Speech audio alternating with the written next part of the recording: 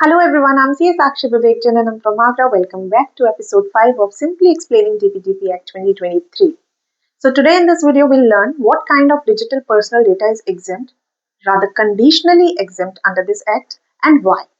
So there are 4 categories of digital personal data that are exempt under this act, and the very first is data which is purely for personal and household use. For example, you are saving your friend's number in your contact list, or you are using your family WhatsApp group to share family pictures, or it could be if you're maintaining a digital personal diary for recording your friend's name and birth dates, or it could be your phone's gallery with your relative pictures.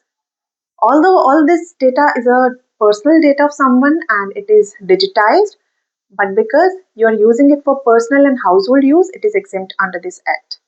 Again, there is a condition to this, and exemption will fail if you use your contact details to run a side business or you start sending promotional messages to your contacts.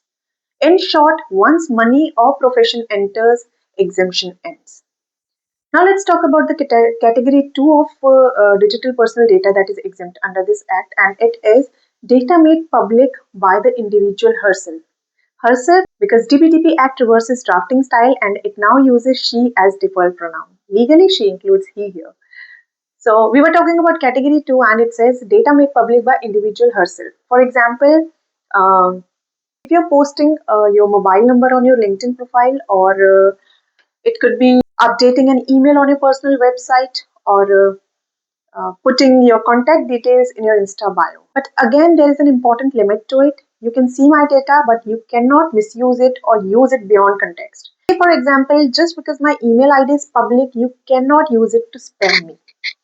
Now let's talk about the third category of personal data, digital personal data that is exempt under this act. Data made public due to legal obligation. For example, director details on MCA portal, or it could be GST registration details, or company's financial statements, or it could be tender documents published by government. So here also data is made public not by choice but by law, and it doesn't mean it is free to use for unrelated marketing. Now let's talk about the last and fourth category of data which is exempt under this act, and it is journalistic data. For example, press reporting on public figures or public press conferences, or court cases, analysis videos, or it could be election affidavit discussed publicly.